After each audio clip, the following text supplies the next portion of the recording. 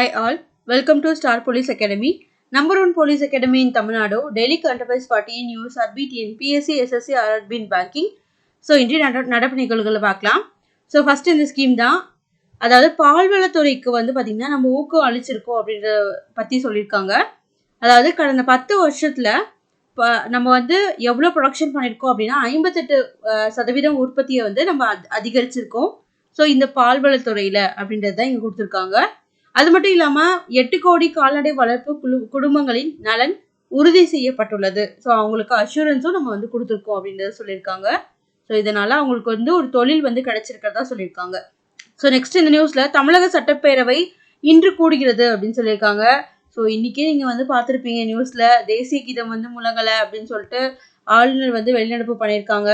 So நாளைக்கு வந்து நம்ம அதோட டீட்டெயில்ஸாக வந்து என்னென்ன கொடுத்துருக்காங்க அப்படின்றத பார்க்கலாம். ஸோ இந்த வருஷத்தோட ஃபர்ஸ்ட் செஷனை வந்து உரை நிகழ்த்தி, அதாவது தமிழ்தாய் வாழ்த்து தான் ஃபர்ஸ்ட் பாடுவாங்களாம். ஸோ லாஸ்ட்டாக முடிக்கும் போது தான் வந்து பார்த்தீங்கன்னா தேசிய கீதம் வந்து பாடுவாங்களாம். ஸோ அதெல்லாம் நியூஸில் வந்து இன்னைக்கு கொடுத்துருந்தாங்க. ஸோ பார்த்து வச்சுக்கோங்க. அதுக்கப்புறம் வந்து பார்த்தீங்கன்னா தமிழ்தாய் வாழ்த்து பாடினதுக்கப்புறம் ஸோ ஆளுநரோட உரையோட வந்து ஸ்டார்ட் பண்ணுவாங்க. எண்டிங்கில் தேசிய கீதம் பாடி முடிப்பாங்க அப்படின்றத சொல்லியிருந்தாங்க. ஸோ இப்போ வந்து இன்றைக்கே வந்து பிரச்சனை ஆயிடுச்சு. ஸோ பார்க்கலாம் அப்கமிங்கில் என்னென்ன பண்ணுறாங்க அப்படின்னு சொல்லிட்டு. ஸோ இந்த வருஷத்தோட ஃபர்ஸ்ட் செஷனை யார் வந்து உரை நிகழ்த்தி நடத்தி வைப்பா அப்படின்னு கேட்டாங்கன்னா, ஸோ ஆன்சர் வந்து பார்த்தீங்கன்னா கவர்னர் தான். தமிழ்நாடோட கவர்னர் வந்து பார்த்தீங்கன்னா ஆளுநர் RN ரவி அவர்கள் தான் வந்து தொடங்கி வச்சிருப்பாரு. ஸோ நெக்ஸ்ட் இந்த ஸ்கீமில் வந்து பார்த்தீங்கன்னா ரோஸ்கர் மேளா அப்படின்ற இந்த ஸ்கீம் பற்றி சொல்லியிருக்காங்க. ஸோ ரோஸ்கர் மேளா அப்படின்னா என்ன அப்படின்னா, ஸோ யூத்ஸுக்கு வந்து பார்த்தீங்கன்னா எம்ப்ளாய்மெண்ட் ஆப்பர்ச்சுனிட்டியை வந்து உருவாக்கி தர்றதுக்கான ஒரு ஸ்கீம் தான் வந்து பார்த்தீங்கன்னா ரோஸ்கர் மேளா. ஸோ இதில் வந்து இது வரைக்கும் நிறைய யூத்ஸ் வந்து பார்த்தீங்கன்னா வேலை வாய்ப்புகளை வந்து பெற்றிருக்காங்க அப்படின்றத சொல்லியிருக்காங்க. ஸோ அதுதான் இந்த ஸ்கீமு. ஸோ பார்த்து வச்சுக்கோங்க. உங்களுக்கு வந்து கொஸ்டின் கேட்கணும்னா எப்படி கேட்கலாம்னா, ரோஸ்கர் மேளா எதனுடன் தொடர்புடையது அப்படின்னா, ஸோ இளைஞர்களுக்கு வந்து பார்த்தீங்கன்னா வேலை வாய்ப்பு அளித்தல், அதை வந்து உறுதி செய்யறதுக்கானது தான் இந்த ரோஸ்கர் மேளா அப்படின்ற திட்டம் அப்படின்றத தெரிஞ்சுக்கோங்க. ஸோ நெக்ஸ்ட் இந்த நியூஸ்ல குடியரசுத் தலைவர் மாளிகையில் பாதுகாவலர்கள் மாறும் நிகழ்ச்சி, திரௌபதி முர்மு பங்கேற்பு அப்படின்னு சொல்லியிருக்காங்க. ஸோ இதுல வந்து பாத்தீங்கன்னா 6வது சீக்கிய படைப்பிரிவினரின் பதவிக்காலம் வந்து நிறைவடைஞ்சிருக்கு. அதனால 5வது கோர்கா ரைபிள்ஸ் படைக்கிட்ட வந்து பாத்தீங்கன்னா இது வந்து ஒப்படைக்கப்பட்டிருக்கு. அதாவது 6வது சீக்கிய ரெஜிமெண்ட் கிட்ட இருந்து இப்போ வந்து யாருக்கு ஷிஃப்ட் ஆயிருக்குன்னா இந்த ஒர்க்கு 5வது கோர்கா ரைபிள்ஸ் கிட்ட வந்து இந்த பணி வந்து போயிருக்கு அப்படின்றத சொல்லியிருக்காங்க. ஸோ அதுதான் இங்கே இது சொல்லியிருக்காங்க, வேற எதுவுமே இல்லை. அது மட்டும் இல்லாமல் இந்த இப்போ வந்து பணியில் இருக்க போகிறது வந்து பார்த்தீங்கன்னா 5வது கோர்கா ரைபிள்ஸ் தான். இவங்க தான் வந்து படையில் இருக்க போகிறாங்க. ஸோ இவங்க தான் வந்து பிரசிடெண்ட்டை வந்து பாதுகாக்கிறவங்களே, சரிங்களா? ஸோ இதில் இவங்க முக்கியமாக வந்து எதுக்கு பெயர் பெற்றவங்க அப்படின்னா, ஸோ நமக்கு வந்து தெரியும் உலகப்போர் வந்து ரெண்டு டைம் வந்து நடந்துச்சு. So first world war, second world war அப்படின்னு சொல்லிட்டு அந்த 2 வேர்ல்டு வார்லையும் வந்து பார்த்தீங்கன்னா இந்த 5வது கோர்கா ரைபிள்ஸ் வந்து பங்கேற்றிருக்காங்க அப்படின்றது ரொம்ப ரொம்ப குறிப்பிடத்தக்க முக்கியமான விஷயமும் கூட. ஸோ இங்கே பாருங்க, 5வது கோர்கா ரைபிள்ஸ் படையின் முதல் பட்டாலியன் 1858ஆம் ஆண்டு மே 22ஆம் தேதி உருவாக்கப்பட்டது. துணிச்சலான நடவடிக்கைகளுக்கு பெயர் பெற்ற இப்படை உலக இரு போர்களிலும் வந்து பார்த்தீங்கன்னா பங்கேற்றுள்ளது குறிப்பிடத்தக்கது அப்படின்னு சொல்லியிருக்காங்க. ஸோ நமக்கு தேவையானது இந்த 5th கோர்கா ரைபிள்ஸ் வந்து பார்த்தீங்கன்னா ஸோ 2 வேர்ல்டு வார்லையும் பங்கேற்றுவாங்க அப்படின்றத நீங்கள் தெரிஞ்சுக்கணும். ஸோ நெக்ஸ்ட் இந்த நியூஸ்ல வந்து பார்த்தீங்கன்னா உலக அரங்கில் இந்திய கலாச்சாரத்துக்கு மரியாதையை பெற்றுத்தந்த பிரதமர் மோடி அப்படின்னு சொல்லிட்டு யார் புகழாரம் பண்ணியிருக்காங்க அப்படின்னு பார்த்தீங்கன்னா அமித்ஷா அவர்கள் வந்து புகழாரம் பண்ணியிருக்காங்க. ஸோ இதில் வந்து பார்த்தீங்கன்னா உலக அரங்கில் இந்திய கலாச்சாரம் மற்றும் பாரம்பரியத்துக்கு உரிய மரியாதையை பிரதமர் நரேந்திர மோடி பெற்று தந்திருப்பதாக மத்திய உள்துறை அமைச்சர் அமித்ஷா ஞாயிற்றுக்கிழமை புகழாரம் சூட்டினார் அப்படின்னு சொல்லியிருக்காங்க. ஸோ இது வந்து நீங்கள் முக்கியமாக இங்கே வந்து நம்ம பார்க்க போகிறது, இது வந்து ஒரு ஹிஸ்ட்ரி கொஷின், சரிங்களா? ஸோ லிங்காயத் அப்படின்ற ஒரு கம்யூனிட்டி எந்த ஊரில் இருக்காங்க, அதாவது எந்த மாநிலத்தில் இருக்காங்க அப்படின்னு சொல்லிட்டு டிஎன்பிஎஸ்சியில் நிறைய டைம் கேட்டிருக்காங்க. அது அவங்க எந்த ஊரை சேர்ந்தவங்க அப்படின்னா கர்நாடகா மாநிலத்தை சேர்ந்தவங்க. அதே மாதிரி இந்த லிங்காயத் சமுதாயத்துல சேர்ந்த ஒரு தலைவரோட பேர் என்ன அப்படின்னு கேட்பாங்க. அந்த லிங்காயத் அப்படின்ற அந்த சமுதாயத்தை தோற்றுவித்த தலைவரோட பேர் கேட்பாங்க, பசவையா, சரிங்களா? ஸோ இங்க இருக்கு பாருங்க, பசவையா அப்படின்றவர் தான் வந்து பாத்தீங்கன்னா இந்த லிங்காயத் கம்யூனிட்டியை வந்து ஸ்டார்ட் பண்ணியிருப்பாரு. ஸோ அதுவும் வந்து உங்களுக்கு டிஎன்பிஎஸ்சியில் கொஸ்டின் கேட்டிருக்காங்க.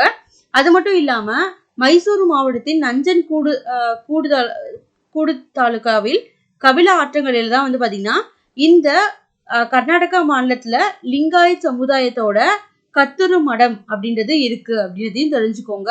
ஸோ உங்களுக்கு கேட்கலாம், கத்தூரு மடம் வந்து எங்க இருக்கு அப்படின்னா எந்த நதிக்கரையில இருக்கு அப்படின்னு கேட்டாங்கன்னா கபிலா ஆற்றங்கரையில இருக்கு. ஸோ இது எந்த மாநிலத்துல இருக்கு அப்படின்னு கேட்டாங்கன்னா கர்நாடகா மாநிலம். ஸோ இங்க கர்நாடகா மாநிலம்ல முக்கியமா இந்த லிங்காயத் சமுதாயம் வந்து இருக்காங்க அப்படின்னு தெரிஞ்சுக்கோங்க. லிங்காயத் சமுதாயத்தை தோற்றுவித்தவங்க பசவையா அப்படின்ற ஒருத்தர் தான். சரிங்களா?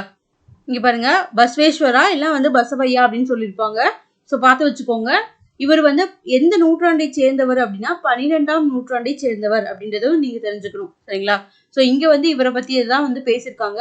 வேற எதுவுமே இதுல முக்கியமான நியூஸ் கிடையாது.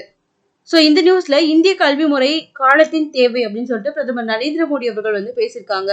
ஸோ இங்க நீங்க முக்கியமா தெரிஞ்சுக்க வேண்டியது ஒரு சோசியல் ரிஃபார்மரை பத்தி பேசியிருக்காங்க. சரிங்களா? இவர் வந்து பாத்தீங்கன்னா நம்ம வந்து இவரையும் வந்து பாத்தீங்கன்னா சோசியல் ரிஃபார்ம் மூவ்மெண்ட்ஸ்ல 10th ஸ்டாண்டர்ட் புக்ல படிச்சிருப்போம். தயானந்த் சரஸ்வதி அப்படின்னு சொல்லிட்டு அவரோட ஒரிஜினல் நேம் வந்து பாத்தீங்கன்னா முல்சங்கர் அப்படின்னு படிச்சிருப்போம். இவர் தான் வந்து பாத்தீங்கன்னா go back to the Vedas அப்படின்னு வந்து சொல்லியிருப்பாரு. ஸோ இது வந்து பாத்தீங்கன்னா இவர் வந்து வேதங்களுக்கு திரும்ப செல்க அப்படின்னு சொன்னது யாருன்னு கேட்பாங்க. அது வந்து தயானந்த் சரஸ்வதி. ஸோ இவர் தோற்றுவித்த அமைப்பு வந்து பாத்தீங்கன்னா ஆரிய சமாஜ். ஸோ இதை பத்தி எல்லாம் இங்க கொடுத்துருக்காங்க. ஸோ இது எல்லாமே நம்ம 10th ஸ்டாண்டர்ட் புக்ல இருந்தது தான்.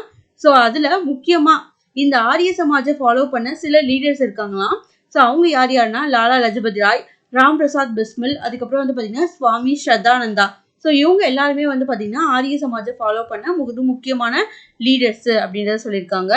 ஸோ அவர் என்னென்னலாம் பண்ணியிருக்காரு அப்படின்றத இங்க கொடுத்துருக்காங்க. ஸோ இது எல்லாமே நம்ம 10th ஸ்டாண்டர்ட் புக்ல தான் படிச்சது தான்.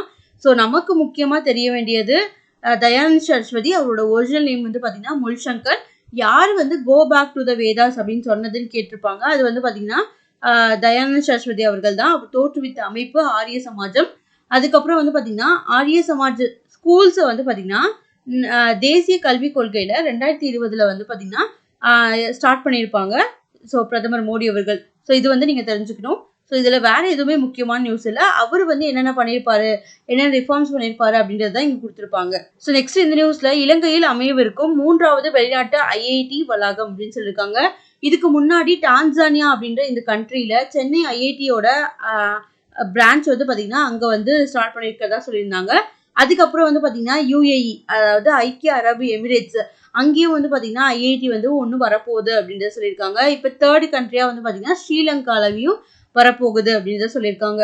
அது மட்டும் இல்லாம வேற என்னென்ன கண்ட்ரிஸ் எல்லாம் வந்து பாத்தீங்கன்னா ஆர்வம் தெரிவிச்சிருக்காங்க அப்படின்னா பிரிட்டன், அதுக்கப்புறம் வந்து பாத்தீங்கன்னா கிழக்கு மற்றும் தெற்காசிய நாடுகள்ல இருந்தும் ஐஐடிகளுக்கு வந்து பாத்தீங்கன்னா வரவேற்புகள் வந்து கிடைச்சிட்டு இருக்கு அப்படின்றத சொல்லியிருக்காங்க. ஸோ சீக்கிரம் இந்த இடத்துலயும் வந்து பாத்தீங்கன்னா ஐஐடிகள் வந்து வந்துடும் அப்படின்றத சொல்லியிருக்காங்க. ஸோ ஃபர்ஸ்ட் கண்ட்ரி வந்து உங்களுக்கு டான்சானியா, செகண்ட் வந்து பாத்தீங்கன்னா யுஏஇ, 3rd வந்து பாத்தீங்கன்னா ஸ்ரீலங்கால ஐஐடிஸ்லாம் இருக்கு அப்படின்றத தெரிஞ்சுக்கோங்க. ஸோ நெக்ஸ்ட் இந்த நியூஸ்ல இலங்கை, மொரிஷியஸ் இங்கெல்லாம் வந்து பாத்தீங்கன்னா யூபிஐ பண பரிவர்த்தனை வந்து பாத்தீங்கன்னா இன்று தொடக்கம் அப்படின்னு சொல்லியிருக்காங்க. ஸோ இது எதுக்காக அப்படின்னா நம்ம ட்ரேடு வந்து இந்த 2 கண்ட்ரிஸ் கூடயும் சுமூகமா நடக்கணும் அப்படின்றதுக்காக தான் இந்த மாதிரி டிரான்சாக்ஷன்ஸ் ஆப் எல்லாமே வந்து அங்க ஸ்டார்ட் பண்றது. ஸோ ஞாபகம் வச்சுக்கோங்க, யூபிஐ அப்படின்றது வந்து பாத்தீங்கன்னா இதோட எக்ஸ்பான்ஷன் வந்து உங்களுக்கு கேட்கலாம். யூனிஃபைடு பேமெண்ட்ஸ் இன்டர்ஃபேஸ் அப்படின்றது தான் இதோட எக்ஸ்பான்ஷன். யூனிஃபைட் பேமெண்ட் இன்டர்ஃபேஸ் அப்படின்றது தான் இதோட எக்ஸ்பான்ஷன். ஸோ நல்லா பார்த்து வச்சுக்கோங்க. ஸோ நெக்ஸ்ட் நியூஸ்குள்ள போகலாம். நாட்டு மாடு இன பாதுகாப்பு பர்கூர் ஆராய்ச்சி மையத்துக்கு வருது அப்படின்னு சொல்லியிருக்காங்க. ஸோ நமக்கு இதுல முக்கியமா தெரிய வேண்டியது, ஸோ நாட்டு மாடுகள்லாம் உங்களுக்கே தெரியும். ஸோ இப்போ வந்து பாத்தீங்கன்னா காங்கேயம் புல்லு, காங்கேயம் மாடுகள். ஸோ இதுல வந்து முக்கியமா அந்த மெரினால வந்து பாத்தீங்கன்னா அந்த ப்ரொட்டஸ்ட் நடத்துனாங்க இல்லையா? ஸோ அப்போ வந்து ஒரு கோயம்புத்தூர் அந்த ஏரியா, திருப்பூர் இந்த ஏரியாலாம் வந்து பாத்தீங்கன்னா நிறைய நாட்டு மாடுகளை வந்து வளர்க்குற விவசாயிகள் வந்து இருந்தாங்க. அதுல முக்கியமா ஒருத்தர் வந்து பாத்தீங்கன்னா அவர் பேசியிருப்பாரு. ஸோ அதில் யார் முக்கியமாக பேசியிருப்பாங்க அப்படின்னா அந்த மெரினா ப்ரொட்டஸ்ட் நடந்தப்போ நாட்டு மாடுகள் வளர்த்த ஒரு விவசாயி வந்து பேசியிருப்பாரு. அவர் பேர் வந்து பார்த்தீங்கன்னா கார்த்திகேய சிவசேனாபதி. சரிங்களா? ஸோ இவர் தான் வந்து பார்த்தீங்கன்னா அயலக தமிழர் திருவிழாவோட அந்த விழாவோட ஹெட்டாக வந்து இருப்பார். சரிங்களா? அந்த அயலக தமிழர் விழாவோட ஹெட்டாக வந்து தமிழ்நாடு கவர்மெண்ட் யார் அப்பாயின்மெண்ட் பண்ணியிருக்கு அப்படின்னா இந்த கார்த்திகேய சிவசேனாபதியை தான் வந்து பார்த்தீங்கன்னா அப்பாயின்மெண்ட் பண்ணியிருக்காங்க. ஸோ அது ரொம்ப ரொம்ப முக்கியமான விஷயம்.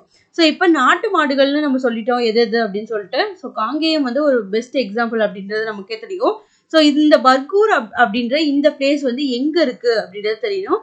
ஸோ இந்த பர்கூர் அப்படின்றது வந்து பார்த்தீங்கன்னா ஈரோடு மாவட்டம் அந்தியூர் வட்டத்தை வந்து கவர் பண்ணுறது தான் வந்து பார்த்தீங்கன்னா இந்த பர்கூர் அப்படின்ற இந்த ஊர். சரிங்களா?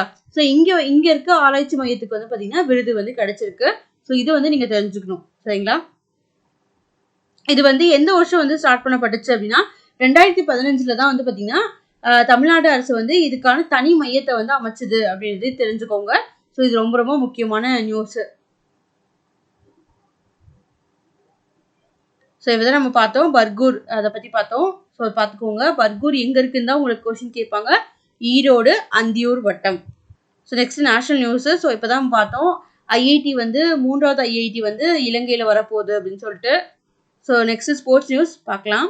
ஆசிய கால்பந்து கூட்டமைப்பு சார்பில் கத்தாரின் லுசாயில் மைதானத்தில் நடைபெற்ற ஏஎஃப்சி ஆசிய கோப்பை கால்பந்து இறுதிப் போட்டி ஆட்டத்தில் நடப்பு சாம்பியன் கத்தார் ஜோர்டான் அணிகள் மோதின.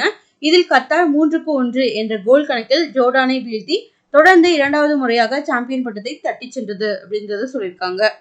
ஸோ நெக்ஸ்ட் நியூஸ் வந்து பார்த்தீங்கன்னா சர்வதேச கிரிக்கெட் கவுன்சில் சார்பில் தென்னாப்பிரிக்காவின் பெனானி நகரில் அண்டர் 19 சரிங்களா U19 அண்டர் 19 அதாவது 19 வயசுக்கு கீழே இருக்கவங்க ஆடவர் உலகக்கோப்பை கிரிக்கெட் போட்டி நடைபெறுகிறது. இதன் இறுதி ஆட்டத்தில் 5 முறை சாம்பியன் இந்தியாவும் 2 முறை சாம்பியன் ஆஸ்திரேலியாவும் மோதின. ஸோ இந்தியாவை 79 ரன்கள் வித்தியாசத்தில் வீழ்த்தி ஆஸ்திரேலியா அணி 4வது முறையாக சாம்பியன் பட்டத்தை கைப்பற்றியுள்ளது. ஸோ இது ரொம்ப ரொம்ப முக்கியமானது, பார்த்து வச்சுக்கோங்க. நான் 4th டைமாக வந்து பார்த்தீங்கன்னா இந்தியாவை பீட் பண்ணி ஸோ ஆஸ்திரேலியா வந்து வின் பண்ணியிருக்காங்க அப்படின்றத சொல்லியிருக்காங்க. ஸோ நெக்ஸ்ட் நியூஸ் 75வது ஸ்டாரன் ரஜா சர்வதேச குத்துச்சண்டை போட்டியில் இந்தியாவின் சச்சின் அமித் பங்கால் வென்றனர் அப்படின்னு சொல்லியிருக்காங்க. அது மட்டும் இல்லாமல் உலக சாம்பியன் நிகாத் ஷரீன் ஸோ இவங்க வந்து பார்த்தீங்கன்னா வெள்ளியும் வென்றிருக்காங்க அப்படின்றது தான் இந்த நியூஸ்.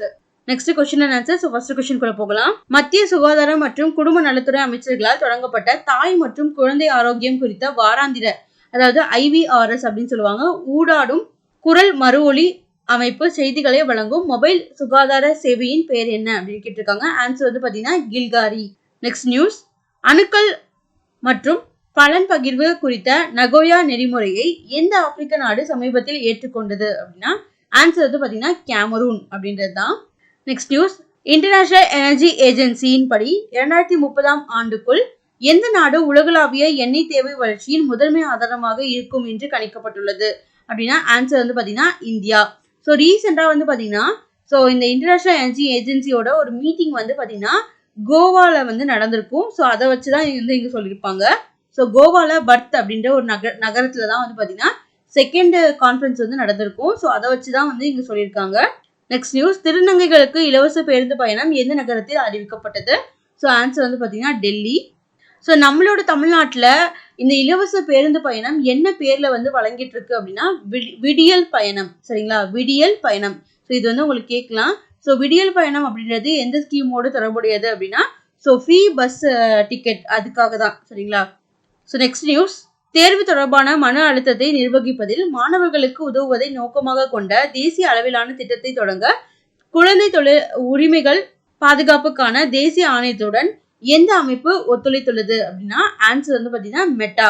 ஸோ நம்ம வந்து யூஸ் பண்ணுறோம் இல்லையா? So WhatsApp so FB so இதெல்லாமே வந்து பார்த்தீங்கன்னா மெட்டா நிறுவனத்தோடு தான். நெக்ஸ்ட் நியூஸ் ஓப்பன் AI உடன் நேரடி போட்டியாக அமைய இருக்கும் கூகுளின் மறுபெயரிடப்பட்ட சாட்பாட்டின் பெயர் என்ன அப்படின்னு கேட்டிருக்காங்க. ஆன்சர் வந்து பார்த்தீங்கன்னா ஜெமினி. ஸோ இந்த மாதிரி AI பற்றி கொஸ்டின் கேட்குறாங்கன்னா ஸோ கண்டிப்பாக அதை பார்த்து வச்சுக்கோங்க. ஸோ கண்டிப்பாக கேட்கலாம்.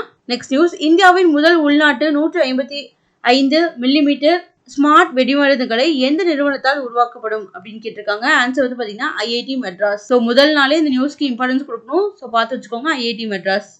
ஸோ நெக்ஸ்ட் நியூஸ் பின்வரும் நபர்களில் யாருக்கு பாரத ரத்னா விருது வழங்கப்படவில்லை அப்படின்னு கேட்டிருக்காங்க. ஆன்சர் வந்து பார்த்தீங்கன்னா வர்கீஸ் குரியன். ஸோ இதில் இந்த வருஷம் வந்து பார்த்தீங்கன்னா 5 பேருக்கு வழங்கப்பட்டிருக்கு.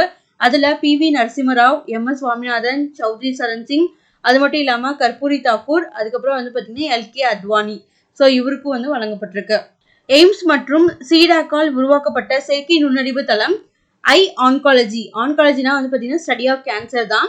ஸோ AI எந்த வகையான புற்றுநோயை ஆரம்பத்தில் கண்டறிவதில் கவனம் செலுத்துகிறது அப்படின்னா ஸோ மார்பக மற்றும் கருப்பை புற்றுநோய். ஸோ இந்த கருப்பை புற்றுநோய் வந்து பார்த்தீங்கன்னா 9லேருந்து 14 வயசு இருக்கிற குழந்தைங்களுக்கு அதிகமாக வந்து இருக்குது அப்படின்ற மாதிரி சொல்லியிருக்காங்க. ஸோ ரீசன்ட் ரிப்போர்ட்டில் நம்ம பார்த்துருப்போம். நெக்ஸ்ட் நியூஸ் பிரம்மபுத்திரா நதி திட்டத்திற்காக இந்திய அரசுடன் $200 மில்லியன் கடன் ஒப்பந்தத்தில் கையெழுத்திட்ட அமைப்பு எது? ஸோ ஆன்சர் வந்து பார்த்தீங்கன்னா ஏசியன் டெவலப்மெண்ட் பேங்க். ஸோ அவ்வளோதான், இதோட இன்றைய நடப்பு நிகழ்வுகள் நிறைவடைந்தது. நன்றி.